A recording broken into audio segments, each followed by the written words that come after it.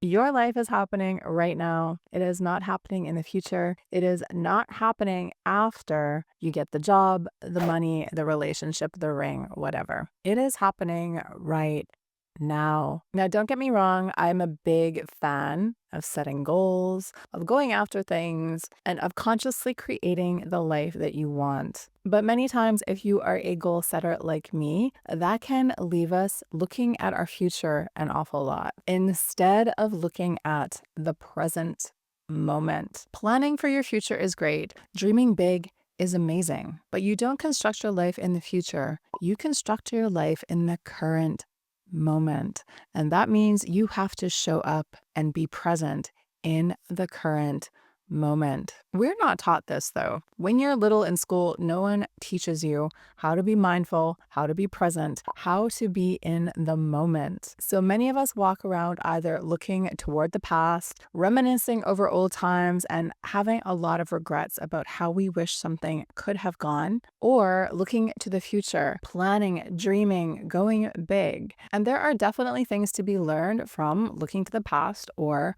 planning the future. However, when we get stuck in either one of these ways of looking at the world, we lose our power, because the only power that you have to create an amazing life is in this moment right now. For example, you can tell yourself right now, I am going to let myself feel good. I'm going to let myself feel happy. And you can let that feeling come up in your body and experience that feeling of happiness right now. You cannot do that with your memories of the past, and you cannot do that with your thoughts about the future. Again, there's so much to be learned from looking to the past or looking to the future, but we lose our power when we spend too much time there. This can even become a chronic condition. If you are constantly looking to the past, you are inevitably going to feel a sense of despair or helplessness. Because no matter what you do, when you look to the past, you can't change anything. You cannot go back in time and change what happened to you, and you cannot go back in time and change how you felt. Well, arguably, if you come into some of my meditations, maybe you can do that, but that's a story for another day. Similarly, if you think about the future, you can think about how you want to feel. You can make plans for how you're going to get there, but you still have to do all the work, and you still have to go through a lot of things to actually get to that point. And that can leave you feeling anxious because you have so many thoughts about what you should do and how to do things and how you're going to plan it, and you can't do any of that right now. So of course, it's like your brain is a hamster spinning in a wheel. It can just keep thinking on more things to worry about and to plan for, but that energy that you should have to actually go and do the thing, you can't actually do it. So it stays inside of you and it makes you feel very uncomfortable. Of course, that's a very simplistic way of looking at depression or anxiety, but it is also very useful. I think a lot of us give up our power by planning for the future too much. I'm perhaps guilty of making content that does that. So I just want you to know that you can get stuck in the planning stage. It feels good to make lists, to-do lists. It feels good to track everything out, to write everything down, to fill up your calendar. But at the end of the day, you're going to have to go and do the thing. And doing the thing in real time doesn't always feel good. And that's exactly why one of the most important tools to living an amazing life is to learn how to manage your emotions. So remember, you only get this moment. You only get this moment right now. So right now, maybe you're watching this video and you're feeling pretty good, or you're feeling pretty neutral at least. If you let yourself close your eyes and sink into the moment, things probably feel all right. They probably maybe even feel good. But sometimes the present moment does not feel that good. Sometimes we have to go out of our comfort zone. Sometimes we have to push ourselves to do things that maybe we don't want to do. We have to get uncomfortable. We have to deal with our fears of rejection or abandonment or being called out for being an imposter, perhaps. There are a lot of negative feelings that we might be avoiding when we are living in the current moment and avoiding taking action. We need to learn how to feel present, and we also have to learn how to deal with all of those uncomfortable potential emotions in the present. A lot of people think about emotions in a very detached way. Like, you think you're going to do something and you think when you get there it is going to feel easy. But we forget that if we've never felt that feeling or gone into that sense of discomfort before, it is going to be pretty hard to lean into it in the moment. So we're not going to talk actually about how to get into your emotions, but I just want to remind you that there is so much power there. Emotions are not something that you need to be afraid of. In fact, emotions are one of your strongest tools for creating your best life. If you are constantly running away from your negative emotions, I guarantee that you are probably not leaning into the goals that you want to in life as much as you could be. If you figure out what you are running from and you can learn how to get really comfortable with that, you will be amazed at how quickly those so-called barriers to your success come tumbling down. I do want to leave you right here with just a quick mindfulness exercise that is going to help you to get into your body. It's called the 5 things exercise. You may have done this before because it's very popular, but it is very effective. So what you're going to do is just going to take a moment to land here in your body, and then you're going to take a look around the room and notice 5 different things you can see. And when you've done that, you are now going to look for 4 different things you can feel. Maybe your chair, maybe the phone in your hand, whatever. Next, you are going to notice 3 different things that you can hear, then 2 different things you can smell, and 1 thing you can taste, like maybe the gum that you were chewing earlier or something like that.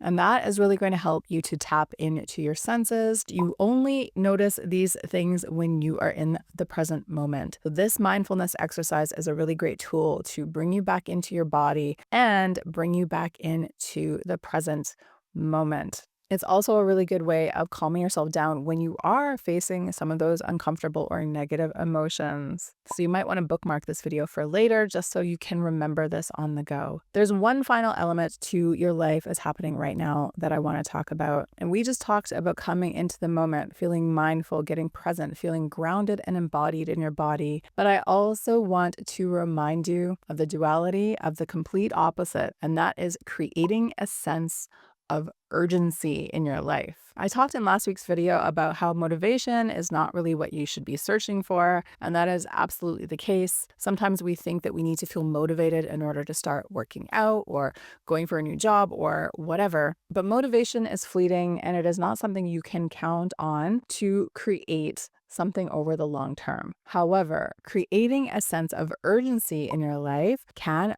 be really motivational. Although it's the urgency that I want to talk about today, not the motivation. Creating a sense of urgency or creating a drive, an inner drive in yourself to do things quickly. This is a tool that I think a lot of us forget about. We feel like we have all the time in the world on this planet. We think that we're going to see our friends so many times, that we're going to have so many more Christmases or summers with the people that we love. And the truth of being a human is none of us ever know exactly how long we're going to have on this planet. And to a certain extent, every single moment here is magical. It's important. It's sacred. I actually like to think about death not in a morbid way, but in a way that reminds me personally about how magical this existence is. It's when we take it for granted and we think we have all of this time that we can get a little bit lazy about our goals or about our relationships or about the things that we really prioritize in life. But once again, your life is happening right now. You have no idea of how much longer you're going to get here. I don't have any idea of how long I get here, and none of us have any idea. One of the most certain things in life is change. We are always going through changes through work, through friendships, relationships, through where we live or whatever. And instead of using that as a thing to scare me, I like to use that as a reminder to tap in and to really enjoy the moment right now. You're not going to be able to rewind and get this moment. You're not going to be able to rewind and get this Christmas break with these certain people in this year ever again. If you have children, you are never going to get this moment when they are 9 years old or 16 years old or 25 years old ever again. When it comes to your career or your business, you are never going to be at this point in time again. Maybe you're not exactly where you want to be, But at this moment, you have power, you have opportunity, you have the option of doing things in a certain way to create the kind of results that you want. You have the power right now to put your message out there in your career, in your work, in whatever that is. And I don't want you to snooze on that opportunity. Maybe this is a big and scary thought to think about, but personally, I find that creating this sense of urgency is sometimes the tool that I really need to get myself off of the couch watching the YouTube videos and to go out there and do something. Make memories with your family, with your friends.